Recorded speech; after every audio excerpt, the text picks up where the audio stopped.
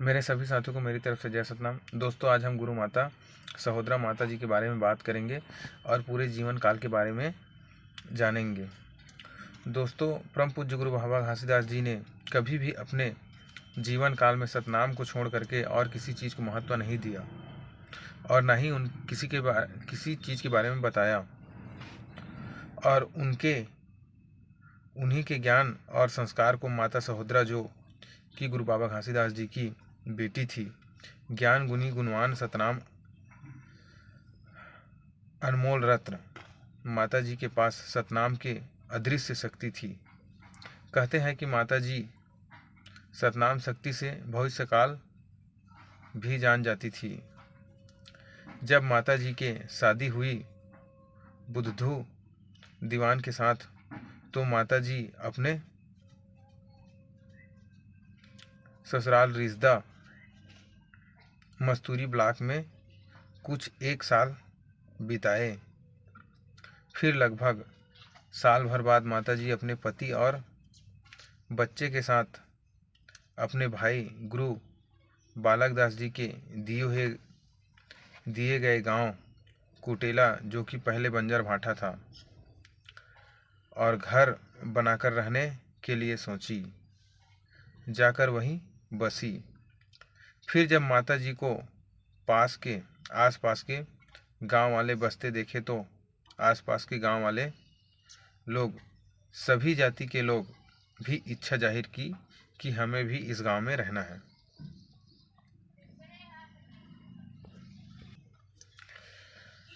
माता जी जो कुटेला गांव बसाई है, वो पहले बंजर भाटा था। तो माता जी ने गांव वालों के पास एक शर्त रखी कि मुझे मंजूर है कि मैं आप लोगों को यहाँ बसने दूंगी, लेकिन मेरी एक शर्त है।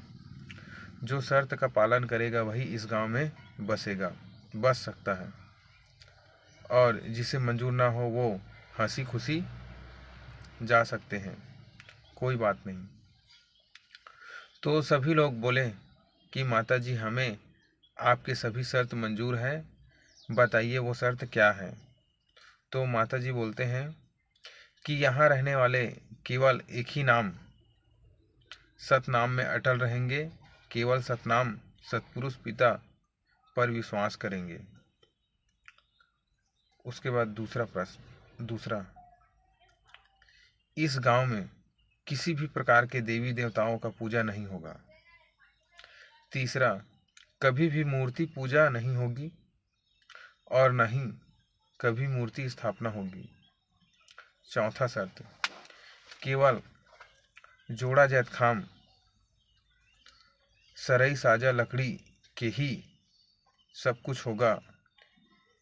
किसी को कुछ भी परेशानी होती है, जैतखाम में तन मन को लेकर सदगुरु के ध्यान रख अपना दुख तकलीफ निवारण करना। पांचवा शर्त, यहाँ कोई बैगा पंडित का कोई काम नहीं होगी, सब कुछ सतनाम से ही होगी। छठा, सभी को सतनाम के मार्ग धारण करना होगा और सत्य के मार्ग पर ही चलना होगा, अपने कर्म को सुधार कर। सातवां, किसी भी प्रकार के कोई जात धर्म वाले बात नहीं होगी, सब एक समान और भाईचारे की बात करेंगे।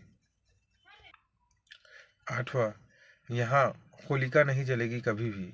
नारी नारी होती है, चाहे वे कोई भी हो, और होलिका के नाम पर खुलेआम गाली गलौज करना एकदम अनुचित है। यह हमारे संस्कार नहीं है। एक और बात कि होलिका में सतनामियों के कोई रिश्ता नहीं है, बस नारी के सम्मान की बात थी, इसलिए मनाही है।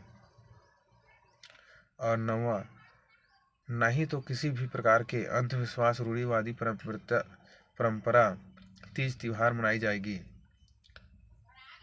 आजकल तीज त्योहार के नाम पर खुलेआम जुआ चित्ती मांस सेवन, जीव बलि, झगड़ा लड़ाई, हुप धूप रहा है। ऐसा कोई भी त्योहार नहीं जो आज रक्त और शराब से रंगा ना हो। 10वां, कोई भी यहाँ पीतर नहीं मनाया जाएगा इत्यादि। इस प्रकार माताजी ने गांव वालों के सामने ये शर्त रखी, तो इस शर्त को जानकर सुनकर उनको स्वीकार करके वे सभी लोग कहा कि हमें मंजूर है, और कुछ लोग चले भी गए। आप हमारे गुरु हैं, आप हमें सत्य राह दिखाएं और हमें चलेंगे माताजी करके। अब देखिए, इसमें ताज्जुब की बात यह है कि शर्त को मानने वाले केवल सतनामी जाति के ही नहीं थे, बल्कि अनेकों जाति के थे।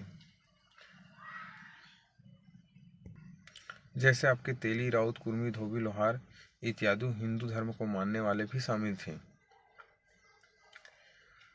उन सब ने इस बात पर स्वीकृत किया कि गांव में हंसी खुशी रहेंगे। उस गांव में फिर जैत खाम के साथ सतनाम के ज्योति जली और सभी गांव वाले सुख शांति से जीवन यापन करने लगे। आज भी गांव स्तर में देखने को मिल जाता है। कई लोग मानने वाले आज भी बाबा गुरु घासीदास जी की सबसे ज़्यादा पूजा करते हैं और उनके रास्ते में चलते हैं, और उनका परिणाम भी उन लोगों को हमेशा सदैव उसके हित में मिलता है। लेकिन कुछ लोग हैं जिनकी वजह से पूरा समाज ही बदनाम हो जाती है। तन मन धन से अगर मानोगे गुरु बाबा घासीदास जी को, सत्य के रास्ते में चलोगे, तो ज़रूर ही इसका परिणाम बहुत अच्छा ही और लाभकारी मिलेगा। जय सतनाम।